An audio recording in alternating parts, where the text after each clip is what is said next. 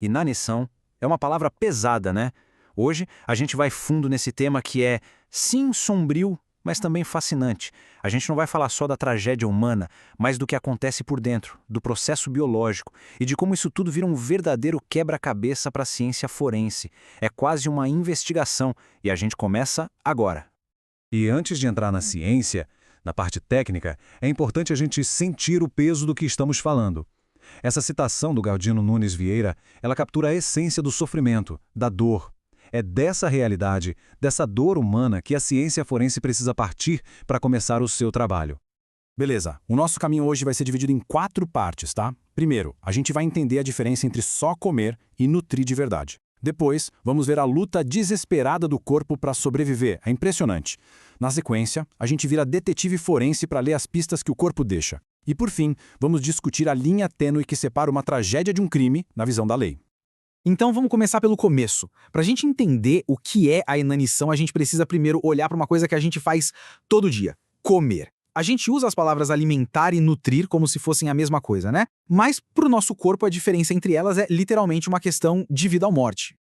Olha só que simples, mas que crucial.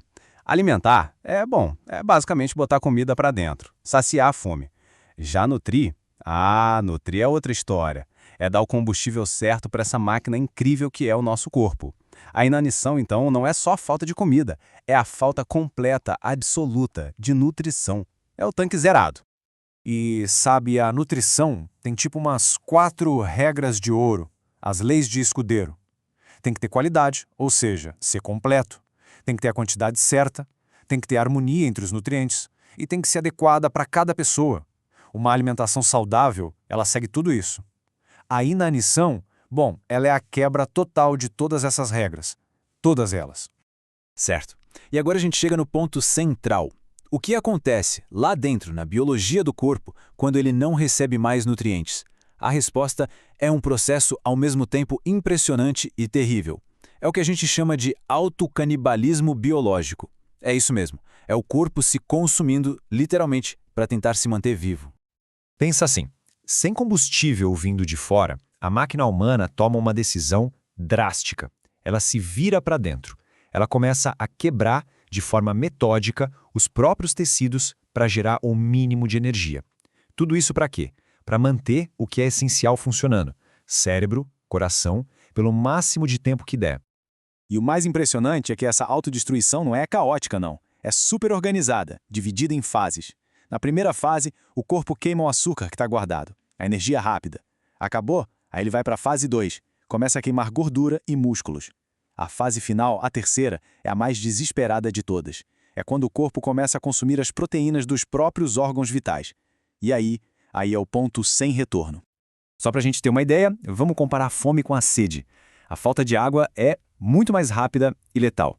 Em poucos dias, o sistema circulatório entra em colapso, o que os médicos chamam de choque hipovolêmico. Já a falta de comida é diferente.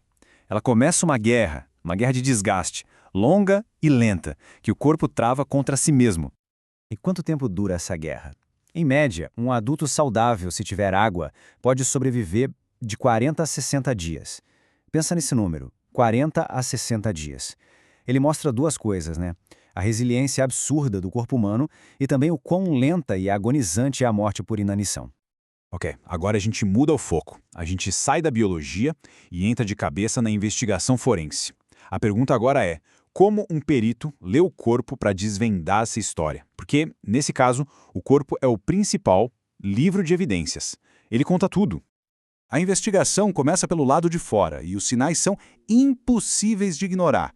Aquele emagrecimento extremo, que a gente chama de caquexia. Os ossos ficam visíveis, a pele fica seca, sem vida. E tem um detalhe aqui que é crucial, as escaras, aquelas feridas que aparecem. Por quê? Porque elas mostram que a pessoa ficou parada na mesma posição por muito, muito tempo. Isso é um sinal clássico de abandono. E quando a análise vai para dentro do corpo, a história se confirma de forma ainda mais clara. Os órgãos, sem proteínas, literalmente encolhem. Coração, fígado, rins, tudo diminui. A gordura corporal some, desaparece por completo. E no lugar dela, surge o sinal mais definitivo de todos. Esse sinal é a chamada atrofia serosa da gordura. É um nome técnico, mas o que significa? Significa que o corpo já queimou todo o que tinha de gordura e aquele espaço vazio foi preenchido por uma substância meio gelatinosa. Para o perito, encontrar isso é como encontrar a assinatura da inanição no corpo da vítima. É a prova final. Bom, com todas as provas biológicas na mesa, a investigação chega na sua fase final, a classificação médico-legal. Ou seja, o que causou isso? Foi um acidente? Foi uma escolha da pessoa? Foi a miséria? Ou foi um crime? É aqui que a ciência forense e a justiça se encontram.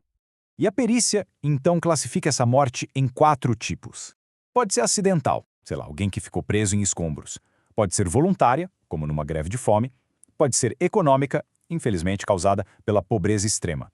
E pode ser criminosa, que é quando ela é causada pela ação ou, o que é mais comum, pela omissão de alguém.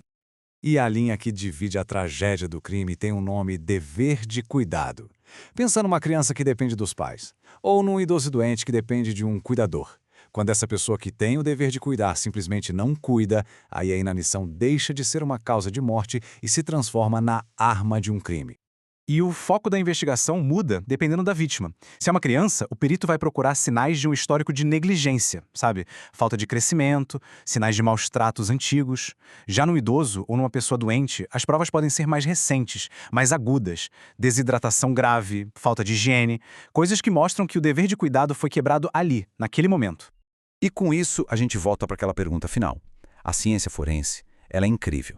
Ela mostra com uma clareza até brutal como uma pessoa morreu de fome. Mas a resposta para a pergunta de quando a omissão de alguém vira um crime, essa resposta não está só no laboratório. Ela está numa encruzilhada complexa entre biologia, ética e lei. E ela nos força a pensar a nossa responsabilidade, uns com os outros.